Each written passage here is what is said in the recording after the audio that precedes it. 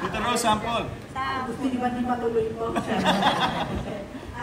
Siyempre dun sa Dance Authority, sabi ko nga, sure lang, bonggang suotan niya. Yan, of course, kay Miss Marian Rivera. Yan. So yan, bilang kilalang icon pagdating sa sayawan, si Cody Buxton, gaano ka-exciting para sa iyo ang role mo ngayon sa Dance Authority, and ano yung mga qualities na hinahanap mo para sa isang magiging stand-out performer? Sa totoo lang, ang hirap. Kasi nung present sa akin ito ng GMA, sabi nila, may dance show, Marian, ganito yung gagawin. First time ko kasi mag-judge. Parang may mga in-offer sa akin as a judge, pero parang feeling ko hindi ako karapat-dapat mag-judge. Pero bilang dance ito, at hindi ko magsayaw, at hindi naman lingid sa kaalaman nila na love ko ang dancing talaga, nag-yes ako dito.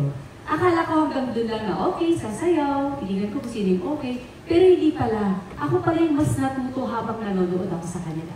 So ganun ka-deep yung Stars on the Floor, ang dami kong natutunan, ang dami ko nakilala. At sabi ko nga siguro ang ganda ng ginawa ng GMA kasi ang gusto nilang i-showcase dito ay hindi lang kami as a judge, hindi lang Alden as a host, kundi yung galing nila sa pagsasayaw. At palagi kong wini-wish talaga na each and everyone, gusto ko mag-shine sila. Gusto ko after Stars on the Floor, kilalang-kilala sila, gusto ko love sila ng tao kasi gano'n sila kahusay.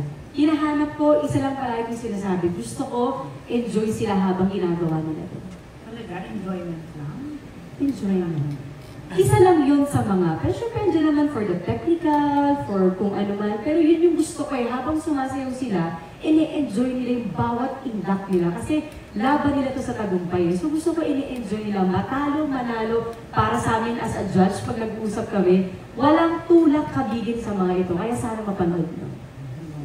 So yan, bilang isang nanay, artista, dancer, paano mo nakikita yung dancing or yung pagsasayaw bilang pagpapahayag ng sarili?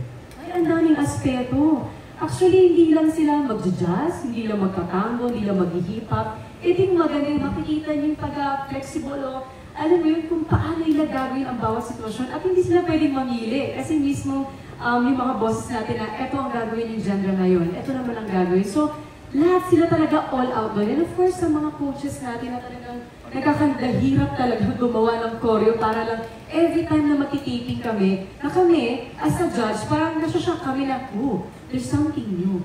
Kaya each and everyone sa kanila, magugulat ka, akala mo first episode yun na. Second episode, iba na naman. Third episode, iba na naman. So nakaka-proud maging parte ng Stars on the Floor. So, ikaw sa sarili mo, siyempre sa sarili mong karanasan, experience, kasi bukod sa pagiging magaling na actress, nakilala ka talaga namin sa pagiging mahusay na dancer. Parang ano rin yung naging reflection mo or pwede mong i-share from your own experience bilang isang mananaya? Love ko ang dancing eh. Every time nagka-dance talaga ako, na-express ko talaga yung sarili ko sa iba't ibang anggulo.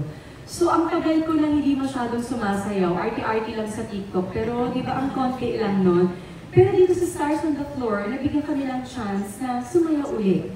So, marami kami, actually may gagawin kami na wag ma-preempt, na hindi namin forte, pero tinik namin as a challenge dahil na-inspire kami sa mga to. So, aabangan ko lang. Good luck sa atin.